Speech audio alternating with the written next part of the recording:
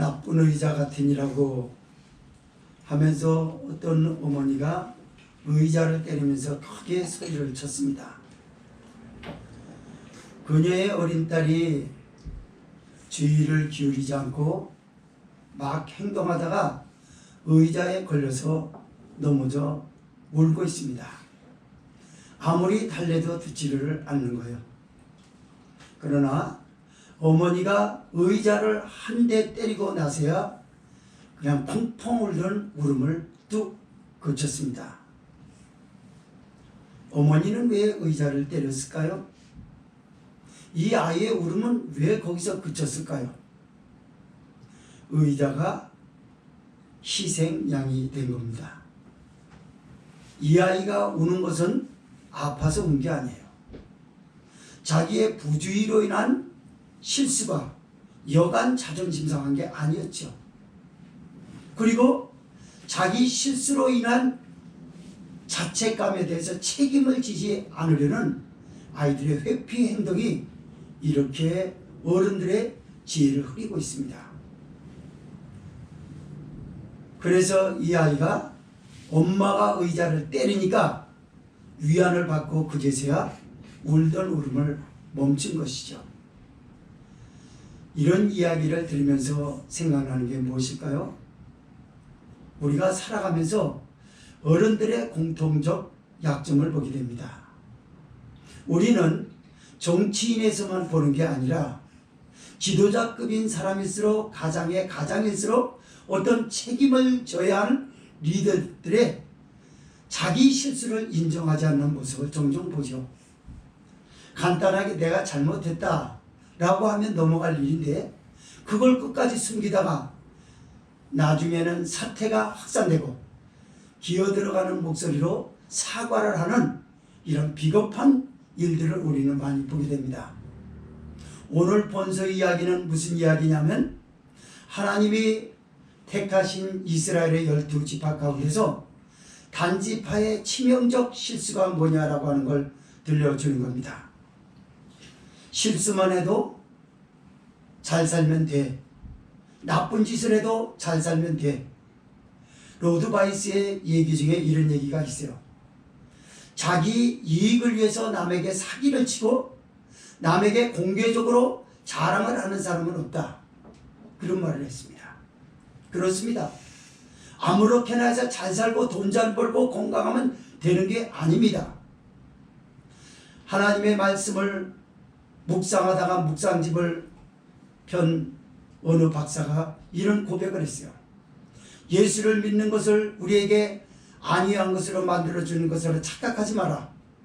그리스도를 위해서 고난을 받다가 하나님 앞에서 부끄러움 없이 살다가 하늘나라에 올라가는 즐거움이 신앙의 핵심임을 잊지 말라라는 것을 묵상집에 내놨습니다. 오늘 단지파는 무슨 실수를 했을까? 하나님이 이스라엘 지파에게 기업을 나눠주셨습니다. 믿음의 사람들이 하나님을 알지 못할 땐 하나님의 기업이 잘 뭔지 몰라요. 그러다가 예수님을 뜨겁게 만나고 믿음이 성숙해지고 어엿한 신자의 자세가 가다듬어질 때 그때 하나님이 자기를 향한 축복의 기업이라는 게 믿어지기 시작합니다. 그러면서 그 사람에게 초자연 역사를 하나님은 열어주시고 그 사람은 하나님을 알지 못하는 이들에게 또 하나님을 간증하는 일들이 교회에서 많이 발생되고 있는 이야기입니다. 그러면 단지파의 치명적인 실수가 뭐냐라고 하는 것을 오늘 말씀을 두 가지로 나눠보면서 우리에게 성령이 교훈하시고자 하는 것은 무엇이고 이 부족한 사람을 세워서 하나님이 대신 말씀하시는데 여러분에게 믿음의 사람으로서 어떻게 사는 것이 옳은 것이냐라고 하는 것을 이 말씀 안에서 보고자 합니다. 첫째로 1절에서 6절은 단지파의 치명적인 첫 번째 실수로 레위 소년을 자기들의 뜻대로 이용하는 장면이 여기서 나옵니다.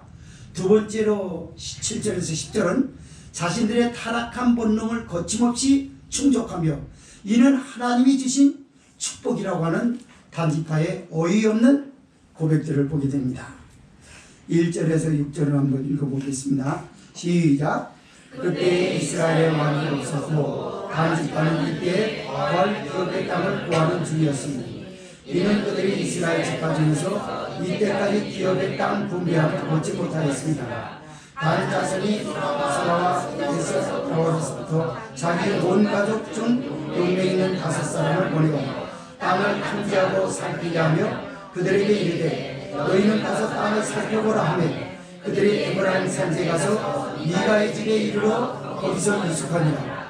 그들이 미가의 집에 가까이 올 때 레위 소년의 음성을 알아듣고 그리로 돌이켜 가서 그에게 이르되 누가 너를 이리로 인도하였으며 네가 여기서 무엇을 하며 여기서 무엇을 얻었느냐. 그가 그들에게 이르되 미가가 여차여차히 나를 대접하여 나를 고빙하여 나로 자기 제사장을 삼았느니라. 그들이 그에게 이르되 청컨대 우리를 위하여 하나님께 물어보아소서. 우리의 행하는 길이 형통할는지 우리에게 알게 하라. 그 제사장이 그들에게 이르되 평안히 가라. 너희의 행하는 길은 요 앞에 있느니라. 아멘. 앞서 서론에서 잠깐 말씀을 드렸던 것처럼 요즘 잘못된 상식 중에 하나가 뭔지 아십니까? 어떻게 해서든지 돈 많이 벌어서 저택에 살고 고급 승용차 외제차 불리면서 희낙락하면서 살는데 그거는 잘못 아는 겁니다. 인생에 대해서 잘못 알아도 보통 잘못 안 게 아니에요.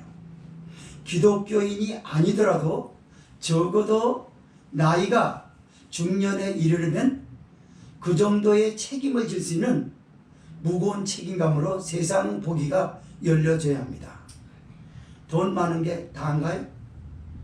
저택에 살고 고급 승용차 몰고 다니면 그게 성공한 거예요? 아닙니다.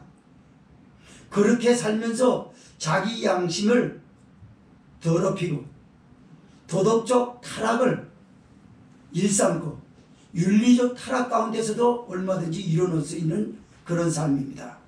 오늘 단지파가 그런 사람들이에요. 그럼 이들은 어떻게 살았을까요? 보겠습니다. 앞서 말씀을 드렸던 것처럼 이스라엘의 12지파 중에 단지파에게 하나님은 기업의 땅을 주셨습니다. 그런데 이들은 탓하기 시작합니다.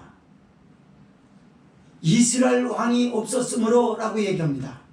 그러면서 땅을 구하는 중이었다라고 이렇게 소개가 되고 있어요.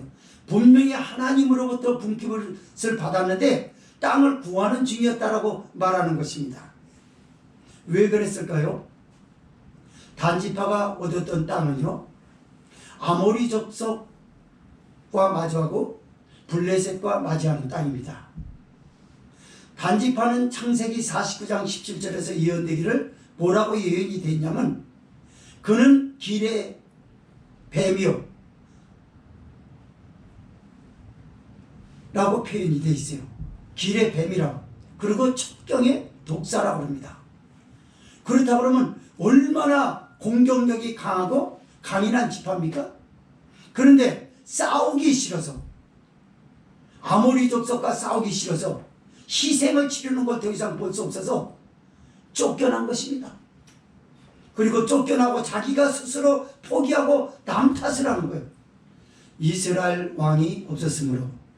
이때는 사사시대죠. 그래서 열방 다른 나라들처럼 왕정 제도가 근본적으로 구축이 되어 있더라면 이렇게 나처럼 희생당하는 사람은 없었을 텐데 그런 게 없기 때문에 희생을 당한다는 것. 이 원망은 지금 누구에게 돌리는 겁니까? 자기 하나님에게 돌리는 거예요. 하나님에게 원망을 하는 겁니다. 하나님, 왜 이스라엘을 사랑하시면 왕을 주시지 않았습니까? 왕을 줘서 나 같은 희생자가 여기서 발생하지 않도록 하셨어야지요. 사랑하는 성도 여러분, 삶은 무사 안이라는 게 삶이 아니에요. 무사 안이란 환경에서 직장 생활하려고 하는 사람은 비전이 없는 겁니다. 무사 안일하게 자기를 관리하고 하는 것은 방종이지 관리라고 할 수 없어요. 삶은 전쟁입니다. 전쟁이라고 하는 상식이 지워지는 순간에 학생은 꼴찌가 되는 거예요. 삶을 사는 사람이 그래요. 아, 목사님, 나는 경쟁자가 없는데 누구하고 전쟁하란 말입니까? 그때는요, 더 강한 적이 있어요. 나 자신과 싸우는 거예요. 놀고 싶어하는 나 자신을 일으켜야 하고, 아무렇게나 막 살아야 하는 나를 채찍질을 하고, 그래서 그런 불편을 미리 감수하고 나를 일으키는 것이 삶의 전쟁 아닐까요? 지금 단지파는 무사안일한 방법으로 땅을 얻고 싶었던 겁니다. 그래서 이들이 못 얻었던 게 아니에요. 잘 얻었어요. 그러나 하나님을 떠나버리고, 그리고 결국 단지파라고 하는 지파는 이스라엘 역사에서 사라지는 끔찍한 일을 범하고 만 거죠. 오늘날도 교회를 이곳저곳으로 옮겨 다니는 사람이 있습니다. 이 유튜브 방송을 보는 사람은 그런 사람을 깨달아야 할 필요가 있어요. 오늘 말씀에 뭐라고 말하냐니까 3절에 2, 3절에 보니까 2, 3절을 같이 읽겠습니다. 시작. 단 자손이 소라와 에스다올에서부터 자기 온 가족 중 용명 있는 5사람을 보려 땅을 탐지하고 살피게 하며 그들에게 이르되 너희는 가서 땅을 살펴보라 하며 그들이 에브라임 산지에 가서 미가의 집에 이르러 거기서 유숙하니라. 그들이 미가의 집에 가까이 올 때 레위 소년의 음성을 알아듣고 그리로 돌이켜 가서 그에게 이르되 누가 너를 이리로 인도하였으며 네가 여기서 무엇을 하며 여기서 무엇을 얻었느냐. 주목해 보세요. 단 자손이 어디를 가냐면 소라하고 에스다올 사이에 있어요. 그리고 에브라임 산지로 갑니다. 왜 에브라임 산지로 갔을까요? 땅을 보매라고 합니다. 이들은 십계명을 어겼어요. 너희는 남의 소유를 탐내지 말라고 했어요. 남정이나 여정이나 낙이나 물건을 탐내지 말라고 했습니다. 탐을 내는 거예요. 자기 거를 포기하고 내 것 아닌 것을 탐내는 것 자체가 실수였습니다. 이들의 치명적 실수는 무엇이냐면 하나님 없이 살아간 거예요. 오늘날 기독교인들이 욕먹는 것 중에 하나가 뭔지 알아요? 기독교인이 되려고 그러면요, 세상 사람들에게 손해를 당하고 산다라고 하는 걸 인식을 해야 돼요. 각오를 해야 됩니다. 예를 들어서 장사를 했어요. 50% 나누는 동업자입니다. 그런데 상대방 동업자는 너무 셈이 세서 잔돈 남는 거는 자기가 가지고야 맙니다. 가지고 가는 직성이 있어요. 그래서 그걸 가지고 가야 속이 시원한 거예요. 기독교인은 어떻게 될까? 야, 똑바로 나눠야지. 그럴 필요 없어요. 각오를 해야 돼요. 일찌감치 각오를 해야 돼요.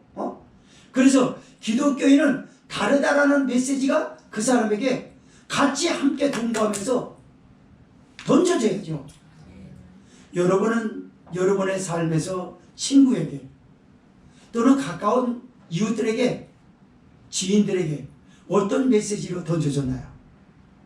그들은 여러분을 어떻게 기억하고 있나요? 누구 이름 딱 될 때 손영호 어떤 사람이지? 굉장히지. 그놈 약삭 빠르고 보통 놈 아니지. 안 되는 거죠. 그놈 구라가 보통 센 게 아니야. 이거는 잘못 사는 거죠. 그런데 놀랍게도 기독교인 중에 대다수가 그렇게 살고 있단 말이에요. 왜 그렇게 사는 거냐? 단자손처럼 사는 거예요. 그가 그렇게 살 수 있는 것밖에, 살 수밖에 없는 건 뭐죠? 힘들게 안 사는 겁니다. 예수께서 말씀하십니다. 누구든지 나를 따라오려거든 자기를 부인하고라고 합니다. 게으른 걸 부인해야 되고 막 사는 걸 부인해야 되고 남에게 어떻게 해서든지 이기려고 하는 것을 부인하고 예수님을 쫓으라는 거였죠. 그러나 단자손이 그랬던 것처럼 어떤 기독교인은 지금도 그렇게 살고 있어요. 심지어 목사라는 이름을 걸고도 사기를 칩니다. 상업적 수단으로 온갖 수단을 다해서라도 손해보지 않으려고 하는 돈에 눈이 멀어서 혈안이 되어 있는 사람들이 얼마나 많은지 몰라요.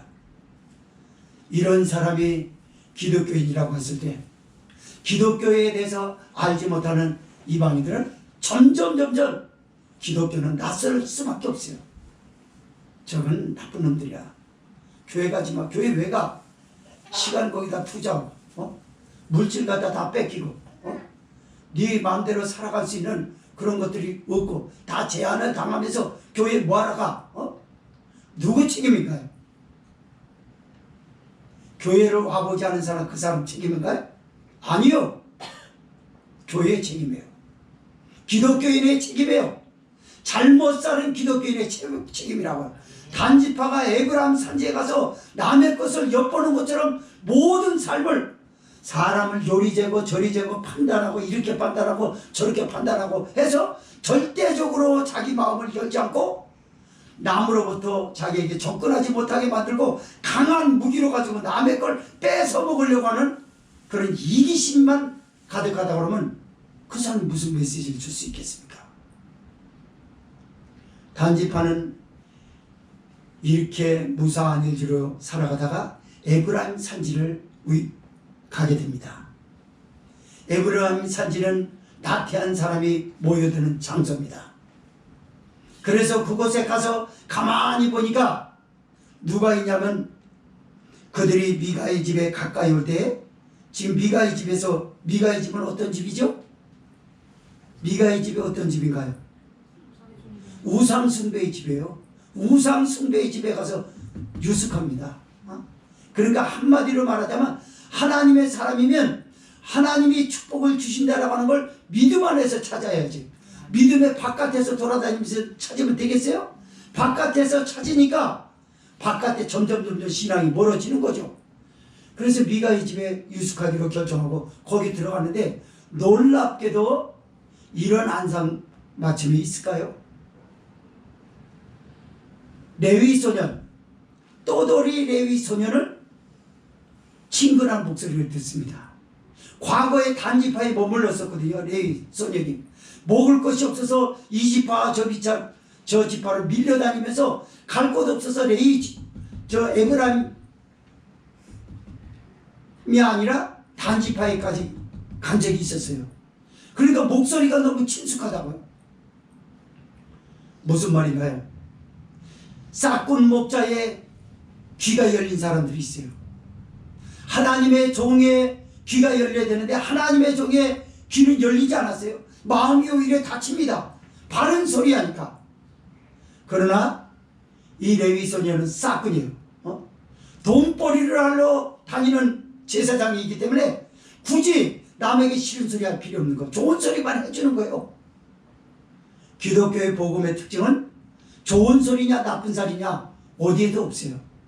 그냥 하나님의 말씀이에요.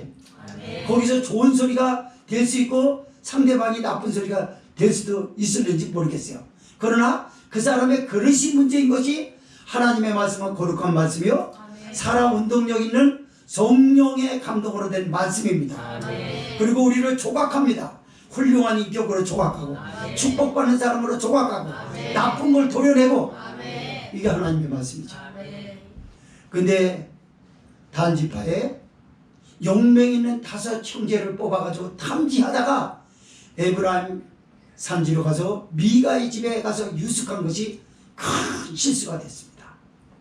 그리고 계속해서 막 타락하기 시작합니다. 친숙한 레위 소년의 음성을 듣습니다. 지금도요 교회가 마음에 안 든다라고 이 교회 저 교회에 떠돌아다니는 사람은 이 소리를 잘 들으십시오. 자기 타락한 이기심을 충족해주는 말을 들으려고 자기를 몰라보는 대로 다니는 거예요. 한 식구 같은 교회는 들어가기가 힘들어요. 두렵습니다. 자기를 다 보는 것 같아서. 그러나 많은 성도가 많은 큰 교회 뒷전에 밀려서 예배드리면 아무도 모르는 거예요. 그러면서 타락한 레위 소년과 같은 그 목소리가 하나님의 축복이라고 들으려고 귀동냥을 하고 있어요. 기독교가 처음에 시작됐을 때는 얼마나 강렬한 줄 아십니까? 예수 그리스도를 위해서 순교하는 사람들이 많았어요. 그러나 잘 되고 나서 80년대 90년대 지나고 나서 기독교가 막 타락하기 시작합니다. 뭐가 타락을 가져왔을까요? 잘 되는 게 대한민국의 브랜드의 가치가 상승하고 대한민국 국민의 브랜드도 가치 상승이 됐죠. 돈은 일만하게 뿌리라고 디모데후서 3장 10절에는 기록합니다. 돈 많은 세상, 자본주의 이 세대에서 지금 일어나는 사고들을 보세요. 성폭행에, 살인에, 묻지마 사건에 온통 사건으로서 나쁜 거는 탑에 올라가 있어 지금 우리나라가. 이게 누구의 책임이냐고. 정치를 잘못해서 그런가요? 교육을 잘못시켜서 그런가요? 아니요. 교육의 모범이 되어야 될 교회가 더 이상 빛과 소금이 되지 못했어요. 어두움을 밝혀주는 빛이 되지도 못했고 썩어져가는 세상에 도덕적으로 윤리적으로 타락한 세상에 더 이상 부패되지 않게 해서 소금의 메시지를 살면서 보여줘야 할 성도가 맛을 내지 못하였기 때문에 나라가 이렇게 된 것입니다. 세계인들이 불안한 나라 우리나라래요. 먹을 게 많고 작은 나라에서 여러분 우리나라에서 오래 살아서 익숙해져서 잘 모르죠. 우리나라 이거 교통카드 찍는 거라든가 그리고 우리나라 터널은 세계에서 1위입니다. 터널 뚫는 기술 우리나라가 지금 9호선 같은 경우에는요 첨단 건축 공법으로 인해서 뚫은 자리예요. 한강 밑으로 지금 지하철이 다닌다니까. 그걸 외국인들은 우리는 그냥 타고 다니면서 모르잖아요. 외국인들은 그거 타려고 우리나라 그걸 목적으로 여행 오는 거예요. 아 여기 위에가 한강 있다고? 이건요 국제사회에서 웬만한 과학자가 아니라 그러면 이해하기 참 힘든 일이에요. 기적이네 기적? 기적이죠. 먹을 것 많지. 작은 나라에서 교통 이렇게 도로 시설이 얼마나 잘 됐습니까 우리나라? 그야말로 첨단 공법이 아니고서 그게 나올 수가 없는 거죠. 대단한 나라예요. 그렇다 그러면 이게 기독교가 출발이 돼요. 유불교로 시작된 우리 조선의 역사를 거슬러서 그때로 돌아가 보면 그 치질이 가난하고 934번의 전쟁을 겪는 아픈 상처만 가지고 있어요. 죽게 살아도 백성들은 쌍놈 양반으로 갈라져 있고 그러던 곳에 예수 그리스도의 복음이 들어와서 이렇게 잘 살고 나니까 사람들이 왜 갑자기 이렇게 변했냐고 말이에요. 예수님을 닮지 않으려고 그러는 거예요. 교회에서. 교회는 예수님을 닮게 하는 게 그 목적인 줄 믿으시기 바랍니다. 그래서 예수님과 같은 사람은 없어요. 그래서 모든 롤 모델이 예수님이어야 되는 줄 믿으시기 바랍니다. 그래서 손해를 당하는 걸 각오해야 된다는 거예요. 부동산 하는 사람들처럼 자꾸 뭡니까? 신앙생활하기 참 어렵다는 말이에요. 내가 신앙인으로서 이렇게 살아서는 도저히 안 될 것 같다. 목사님 나는 부동산 중개업자 이거를 그만하랍니다. 네, 더 하시지. 목사님 내가 교회를 빼놓으면 난 돈을 보따리로 벌 수 있어요. 나한테 얘기를 하더라고요. 그러나 내가 양심상 기독교인으로서 양심상 이렇게 하면 안 되겠다라고 하니까 돈 걷어들일 게 자기는 없다는 거예요. 그래서 더 이상은 안 될 것 같다라고. 그래요. 그분은 그랬대요. 어려운 사람들 보면 보필을 못 받아요. 보필 지나가면 됐다고. 소문이 갑니다. 낼 수 있는 사람들 어렵다고 엄살펴요. 그러니까 이 사람만 자꾸 손해보는 거예요. 그러니까 부동산 중개업자는 하나님이 내게 주신 축복이 아닌가 보다. 그렇게 저기가 깨달아졌는 모양이죠. 어쨌든 간에 단지파처럼 사는 사람들 많아요. 교회가 싫으면 뭐 한두 군데입니까? 교회가 우리 대한민국이 얼마 많아요. 야, 그 교회 안 가면 내가 뭐 교회 거기밖에 없어. 나 안 가 거기. 내가 듣기 싫은 소리 들으면서 잔소리 들으면서 거기 갈 이유가 뭐 있냐? 다져보세요. 그게 사람. 그렇게 해서 돈 많이 벌 수 있을지 몰라요. 삶이 나아질지 몰라요. 그러나 인생의 뒤안길은 처참하기 짝이 없을 겁니다. 사람이 가장 후회 많이 하는 때가 어디인 줄 알아요? 2번 후회를 한답니다. 죽을 병에 걸려서 시한부 종말 인생을 사는 사람, 또 하나는 임종을 눈앞에 뒀던 사람. 두 사람은 제가 장례 예배를 수도 없이 인도하면서 많이 본 게 그거예요. 주변에서 지켜본 게. 잘못 살았던 사람이 임종을 맞이할 때 뭡니까? 굉장히 불안해요. 초조해요.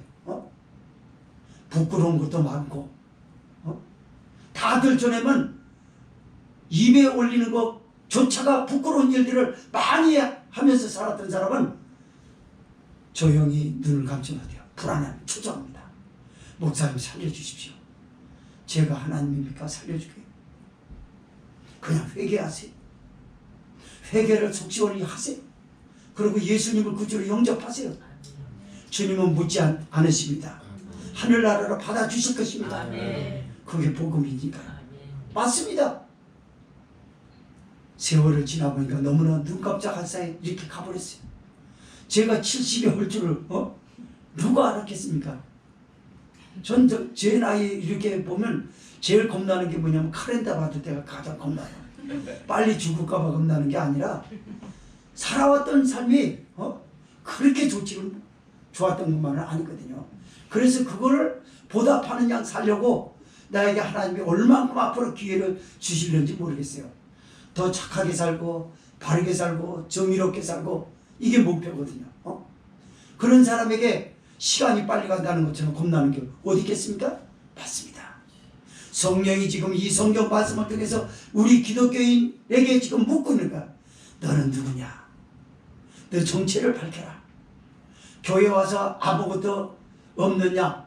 네 마음을 다 잠가가지고 자꾸를 채워서 아무도 못 열게 그렇게 하고는 너는 기독교인 못 된다.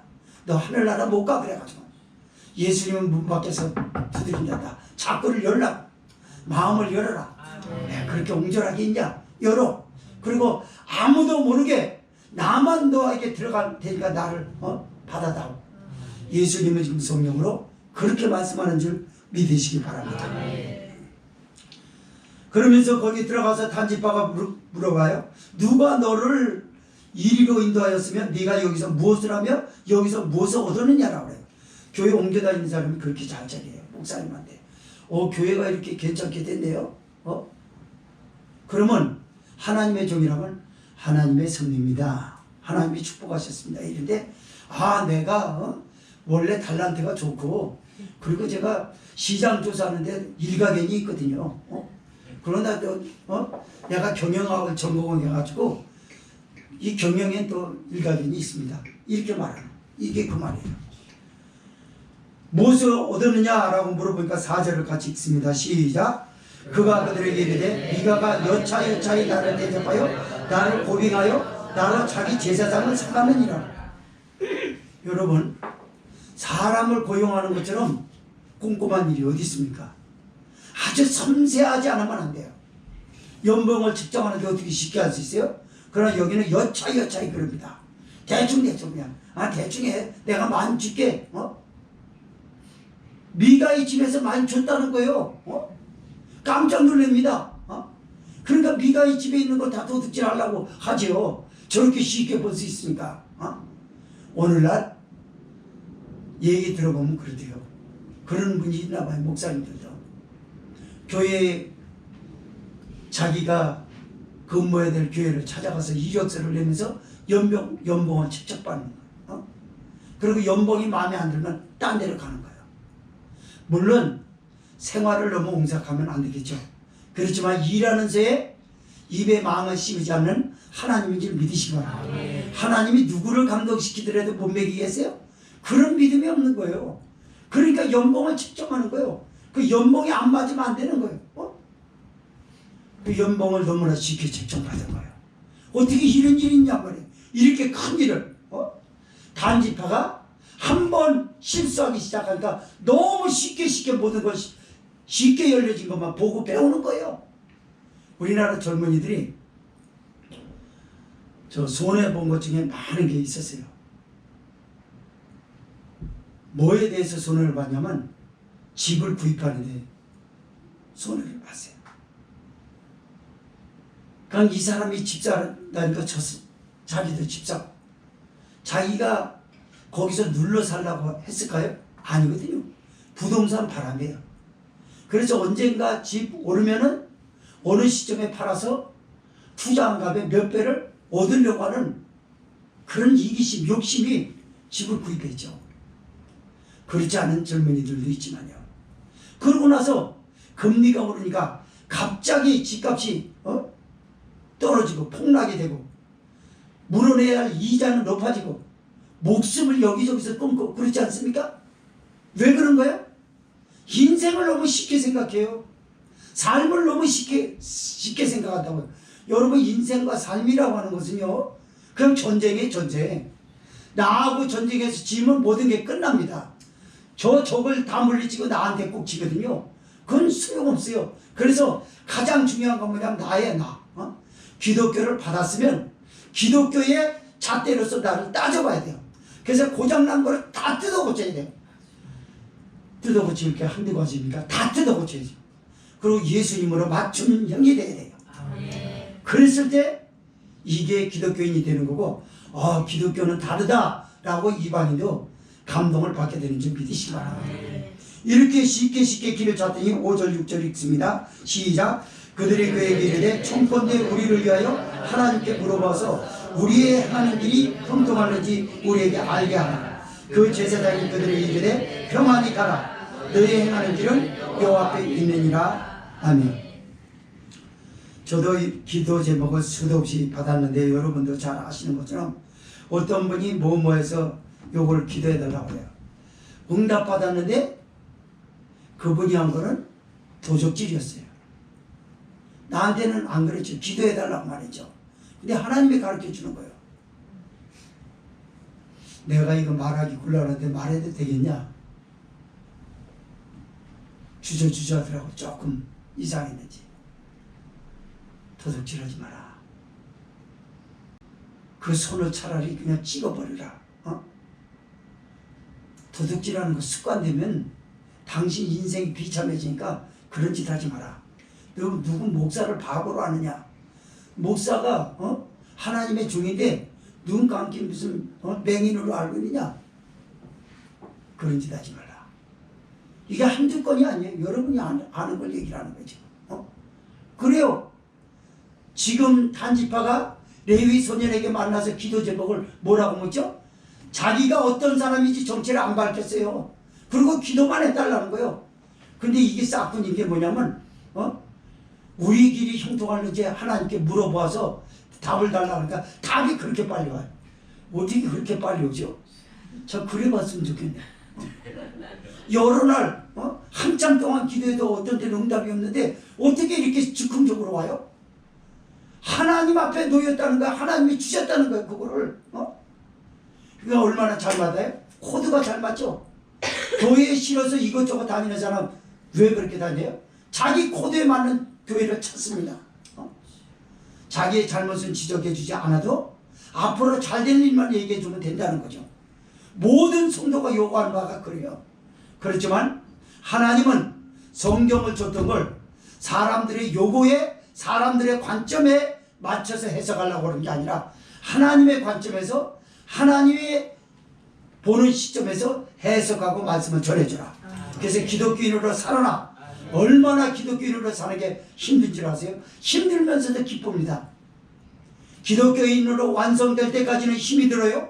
완성되고 나서는 너무너무 대단합니다. 야, 목사 되길 참 잘했다. 내가 성도 되길 참 잘했다. 왜 그런 말을 하죠? 하나님이 역사하는 걸 막 보거든요. 세상 사람들은 깜짝 놀래요. 제가 살아났다는 걸 보면은요, 깜짝 놀래요.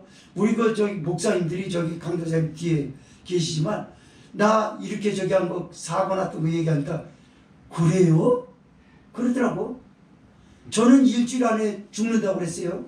우리 아들 저기 영호가 저기 있지만, 저 아들이 막 울고불고 난리 나고 그랬었거든요. 의사가 일주일 안에 죽는다고 저 수의까지 갈아입히려고 했었던 모양이에요. 근데 살아났어요. 어떻게 살아나냐? 그 밤에 제가 예수님을 불렀죠.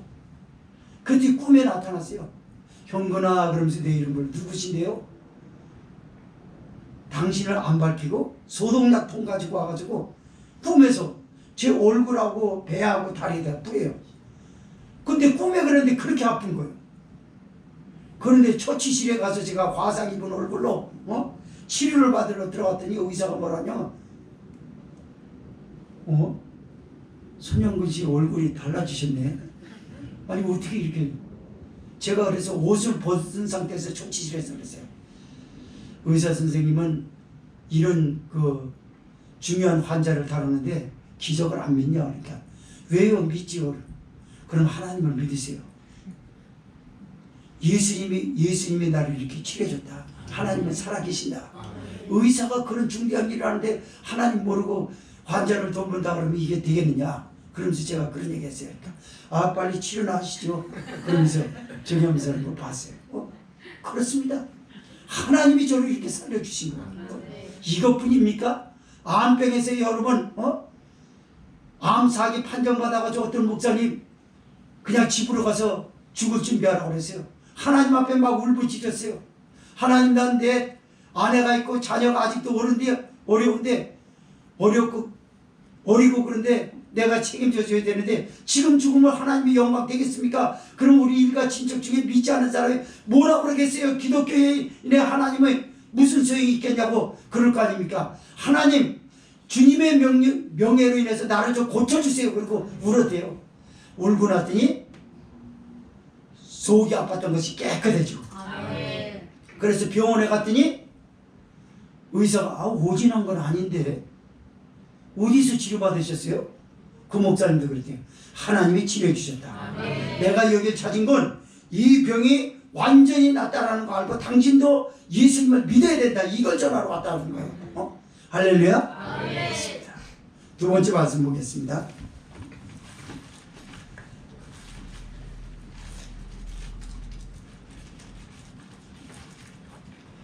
7절에서 10절은 자신들의 타락한 본능을 거침없이 충족하며 이를 하나님이 주신 축복이라고 자랑하고 있는 단지파입니다. 7절에서 10절 읽습니다. 시작. 이에 5사람이 떠나 라이스에 이르러 거기 있는 백성을 본즉 염려 없이 구하여 시돈 사람같이 한가하고 평안하니 그 땅에는 권세 잡은 자가 없어서 무슨 일이든지 괴롭게 하였고 시돈 사람과 상조가 멀며 아무 사람과도 상종하지 아니합니다. 그들이 소라와 에스다와 와서 그 형제에게 이르매 형제들이 그들에게 묻되 너희 복이 어떠하더뇨? 가로되 일어나서 그들을 치러 올라가자. 우리가 그 땅을 본즉 매우 좋더라. 너희는 가만히 있느냐? 나가서 그 땅 길을 기울이마라. 너희가 가면 평안한 백성을 만날 것이요 그 땅은 넓고 그곳에는 세상에 있는 것이 하나도 부족함이 없느니라. 하나님이 너희 손에 붙이셨느니라. 야, 참 정말 이거요. 사람이 입에서 이렇게 나올 수 있을까? 네, 이렇게 합니다. 타락하는 사람이. 가가지고 라이스 땅을 봤어요. 거긴 연안 북부 지역에 있었어요. 북쪽 끝에 있었습니다. 봤는데 라이스라고 하는 성읍은 어떤 성읍이냐면 레바논 산맥으로 블레셋이 쳐들어오지 못하도록 가파른 절벽을 가지고 있었어요. 아주 요새죠. 그리고 시돈의 행정구역인데도 불구하고 시돈이 라이스를 지배할 수 없는 게 뭐냐면 거기에 헤르몬산은 엄청 높잖아요. 거기에도 절벽이 있어요. 그러니까 병풍같이 이렇게 라이스를 치고 있었던 거예요. 그러니까 전쟁이 없어요. 전쟁이 일어나지 않죠. 거기 오면 다 죽는데. 그러니까 한가하고 권세 잡은 자가 없다라고 말해요. 그러니까 아마 비무장 상태에 놓여 있는 사람들이라고 보면 돼요. 그러니까 무기를 가진 사람으로서 얼마나 싸우기 쉽냐고 말이에요. 단지파가 결국 찾은 게 이거였다는 거예요. 그리고 자기 형제들에게 가서 정탐하였던 보고서를 내놓고 게을리 있지 말고 빨리 가자. 일어나서 가서 치자는 거예요. 이렇게 쉽게 복권만 당첨되면 난 나 하고 싶은 거 다 할 거야. 복권 당첨 안 돼요. 그럼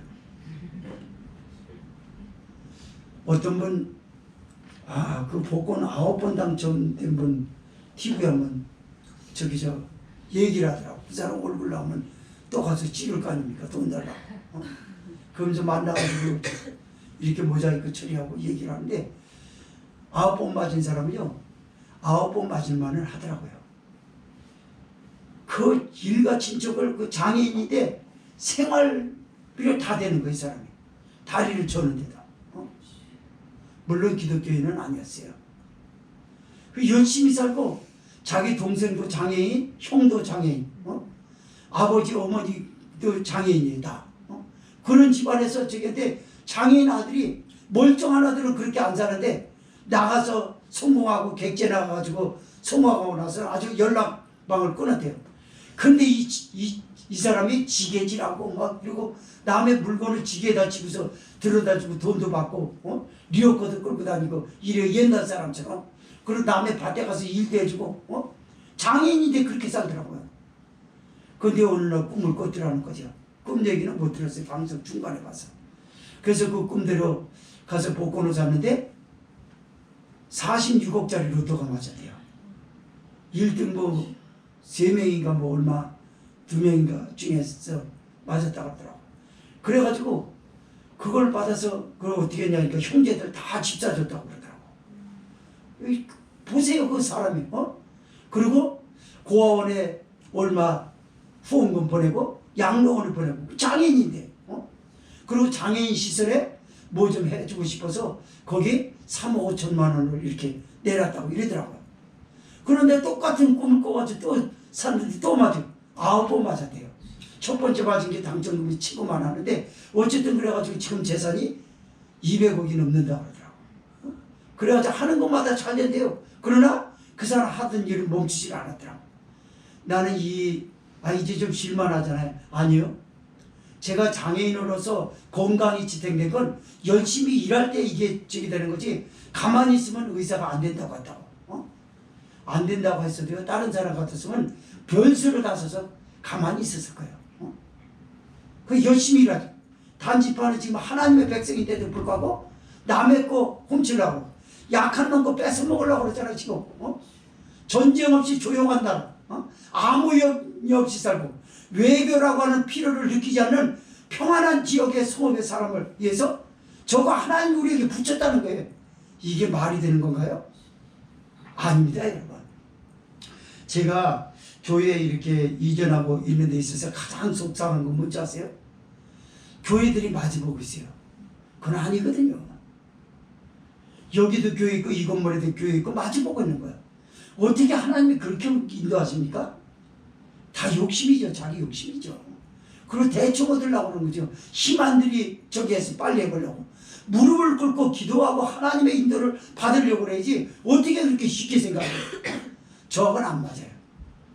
그래서 교회 바로 있는데 목사님 여기 교회인데 교회가 참 건물이 좋아요. 이 앞에 근처에 교회 갔어요. 안 합니다.